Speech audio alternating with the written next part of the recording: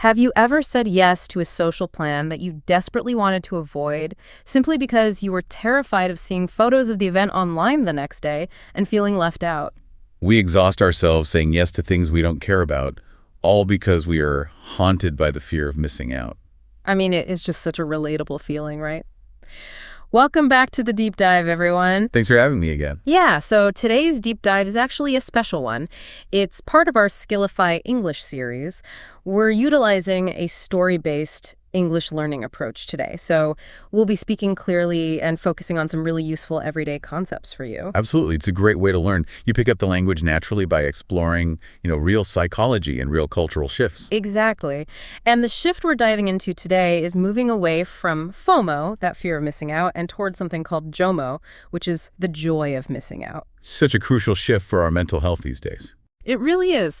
And as part of this Skillify English episode, we are doing a little word tour segment. So listeners, you should keep an ear out for 4 specific target phrases that will be naturally defining as we go. Right. The first one is the phrase you mentioned in the intro, fear of missing out. Yeah, and then we have the phrase left out, plus the words boundary and contentment.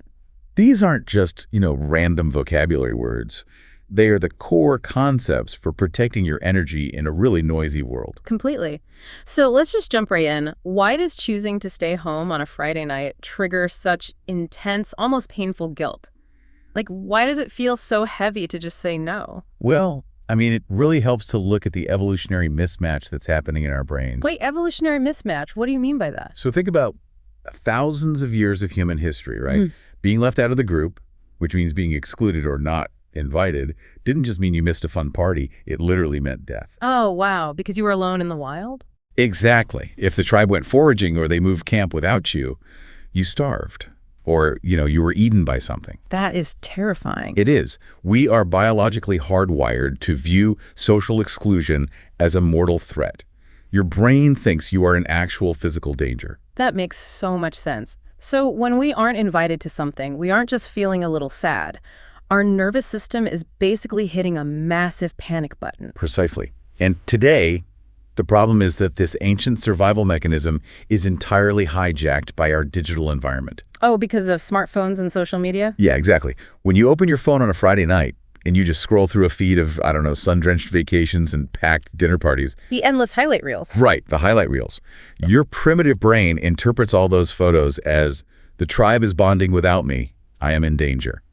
So we are comparing our totally normal, mundane reality, like doing laundry or, staring blankly into the fridge, to a museum of everyone else's absolute peak experiences. Yeah, and to soothe that panic, we fall into what the sources call the always-on trap. The always-on trap. That sounds exhausting. It really is. It's when we say yes to absolutely everything just to prove to ourselves that we're still part of the tribe. We overextend our schedules until our batteries are just completely zeroed out. Which perfectly explains those bizarre out-of-body experiences at social events. I mean, you know the feeling, right? Oh, totally. You're standing in the middle of a loud party, holding a drink you don't even really want. You're nodding at a stranger, screaming over the music. Just pretending to hear what they're saying. Exactly. The source we looked at used this brilliant analogy. It said, you're standing there like a polite decorative plant in a lift. A decorative plant in an elevator. That is perfectly accurate. Right. Your brain is internally begging for mercy, but you stay just so you can be in the group photo. It really makes you wonder, are we even actually present at these events?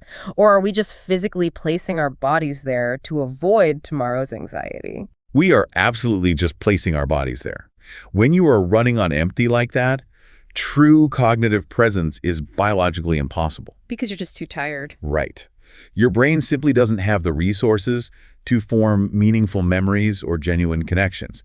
But the really insidious part is that this exhaustion actually follows you home. Oh, the crash. You finally escape, you get to your couch, and you still feel terrible. Because of a neurological phenomenon we can call it time fog. Time fog. Yeah, so you might be physically horizontal on your sofa, right? Yeah. But chemically, you are still at the party. Wait, chemically still there? How does that work? Well, when you spend 3 hours suppressing your desire to leave, forcing small talk, your brain pumps out stress hormones like cortisol and adrenaline. It does that to keep you alert in a really high stimulus environment. Yeah, so you're running on stress. Exactly. And when you finally sit down in your living room, that cortisol doesn't just instantly vanish. It actively blocks your parasympathetic nervous system, your rest and digest mode, from turning on. Oh, wow. So your mind is trapped in this swirling fog of residual anxieties. Like, did I say the wrong thing, or should I have stayed longer? You're texting me now. Yeah.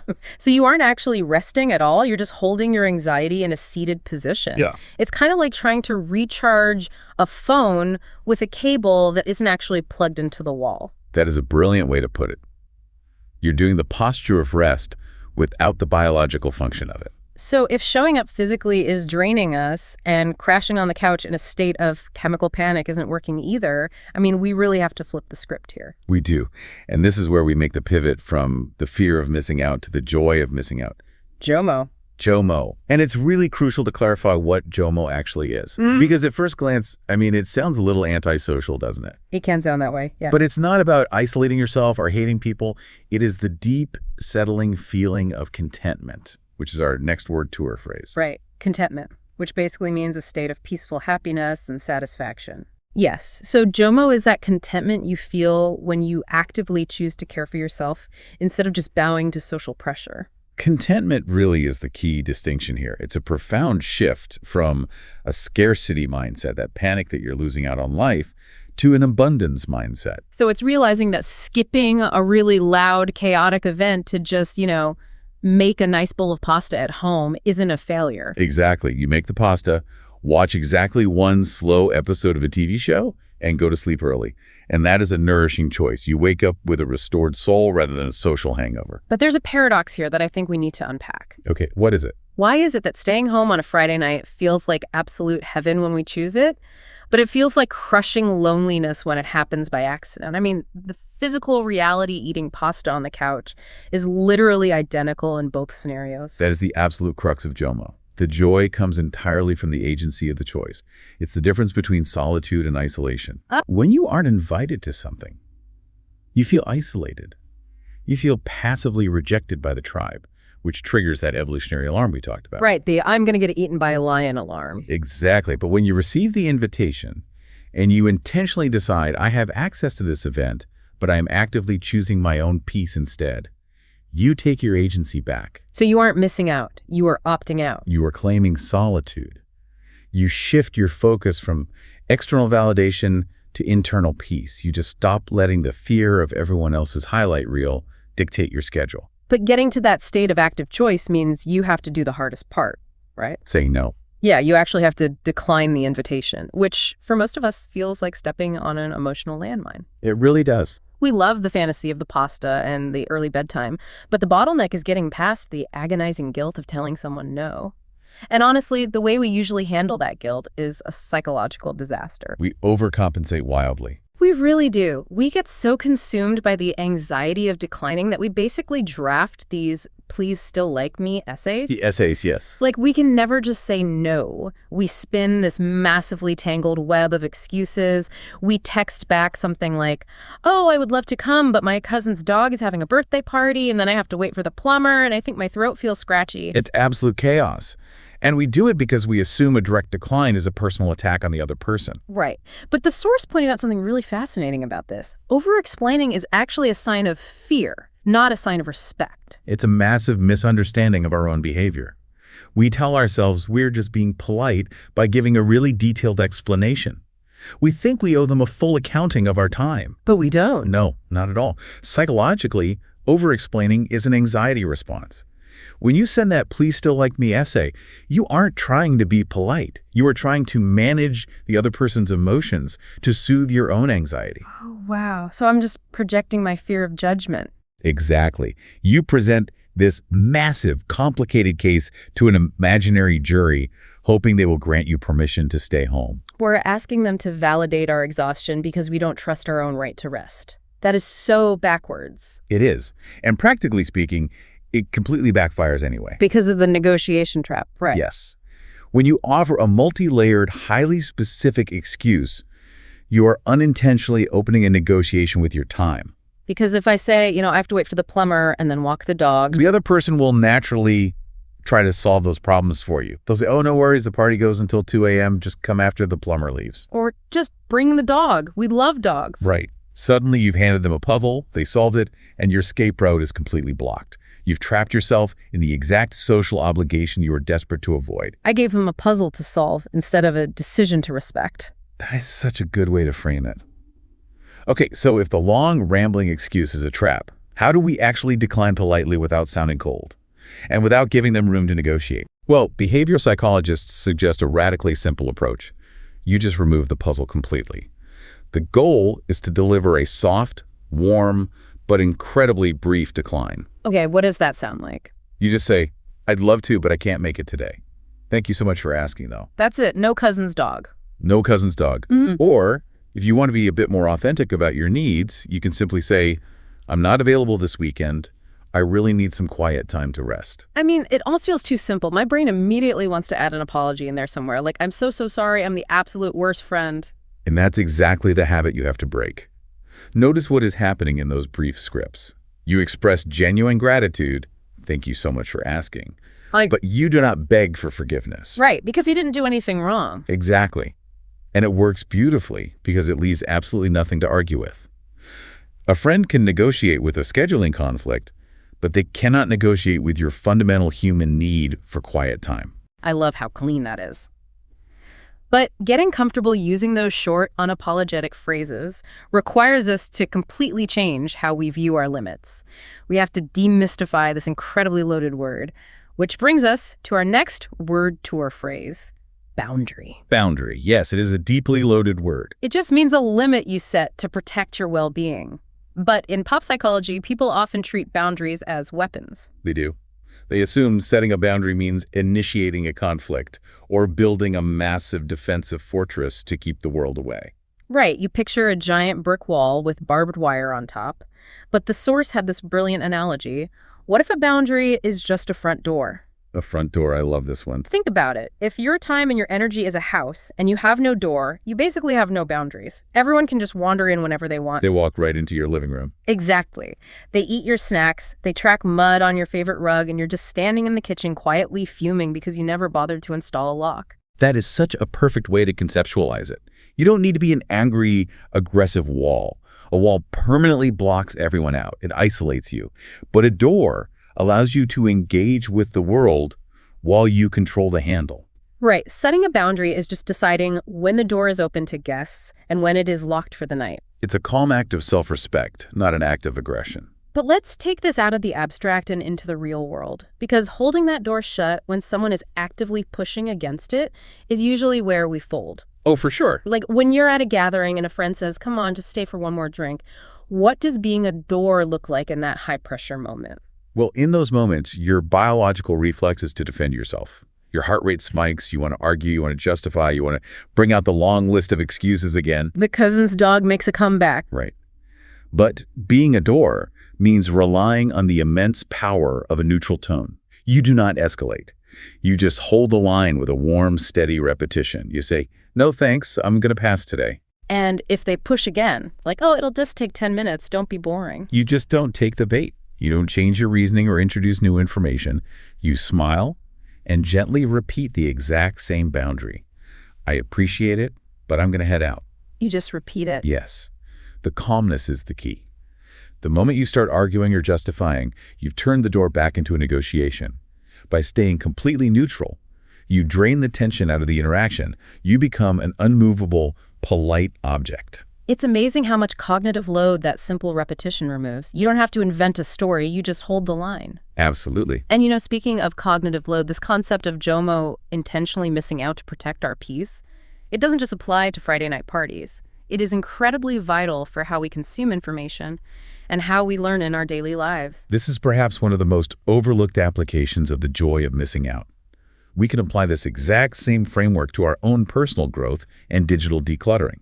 Which is perfect for Skillify English learners, honestly. Think about how we approach learning something new. Say you want to learn English or pick up a professional skill like coding. We instantly fall back into the always-on trap. We do. We think more is always better. Right. We download 8 different language apps. We subscribe to a dozen YouTube channels. We buy 3 massive textbooks. We try to absorb everything all at once. And within 2 weeks, we hit a wall of total burnout and end up doing absolutely nothing. Because we equate the volume of our resources with the quality of our effort. We think if we aren't utilizing every single tool available, we aren't trying hard enough. We get a fake sense of progress. Exactly. We get a false dopamine hit just from gathering the materials, and we confuse the preparation with actual learning. But wait, I have to push back on this a little bit. We live in an information economy, right? Knowledge is power. If we intentionally practice JOMO with educational tools and ignore, 90% of the resources out there, don't we run a massive risk? Aren't we going to miss the one specific framework that could actually help us the most? It's a very valid fear, but it confuses access to information with the actual absorption of information. Okay, what's the difference? When you surround yourself with 8 apps and a dozen channels, your brain is forced into a state of constant context switching. You end up spending all of your cognitive energy just managing the clutter of the curriculum, rather than deeply engaging with the material itself. Oh, wow. So the mental friction of deciding what to study actually stops you from studying? Exactly. Yeah. The cognitive science of learning shows us that applying JOMO means actively choosing depth over chaotic breadth. Depth over breadth. Yes. By intentionally cutting away the excess and focusing on just one single book or one specific method, you relieve your brain of the impossible pressure to be perfect. You basically stop trying to eat the entire buffet and just allow yourself to digest one really good meal. Precisely. And when you remove the noise of 50 different experts shouting 50 different techniques at you, your nervous system finally relaxes. True cognitive growth happens in those quiet, focused spaces. Because you aren't overwhelmed by choice. Right. You can actually hear your own thoughts. You have to reclaim your attention from the infinite scroll of possibilities to breathe actual life into your day. Reclaim your attention. It really does feel like our focus has been hijacked. Or, well, more accurately, we've handed over freely just to avoid the temporary discomfort of choosing what to ignore. Which is really the core of everything we've explored today. It is a radical acceptance that you will miss things. You just have to be okay with it. You do. You will miss certain parties. You will miss trending topics. You will miss out on specific pieces of information. But the contentment you gain in return, the deep focus, the recovered energy, the genuine peace far outweighs the fleeting validation of being everywhere at once. Let's bring this all together. We started by looking at the evolutionary roots of the always-on trap, realizing that our exhaustion stems from a misplaced survival instinct to never be left out. Right, our brain thinks we're in danger. Exactly. We drag ourselves to events just to manage our anxiety, which just results in that lingering time fog where we can't truly rest even when we get home. But we don't have to live in that state of dialogical panic. We can actively transition to JOMO, replacing the fear of missing out with a profound contentment in our own chosen solitude. And to protect that contentment, we have to retire the "please still like me" essays. We have to realize that over-explaining isn't polite. It's just an anxiety response that invites others to negotiate with our time. Which nobody wants. Right. By setting a clear boundary acting as a calm, controllable door rather than a defensive brick wall, we take back the handle to our own lives. We cut out the social and digital clutter. We choose depth over breadth, and we finally stop running on empty. It's a fundamental shift from looking outward for permission to looking inward for peace. And as we wrap up this deep dive, I want to leave you with one final thought to mull over in the days ahead. Ooh, I love a good takeaway. Let's hear it. We've spent a lot of time today exploring how to confidently say no to the noise. We've given you the psychology of closing the door, but consider this.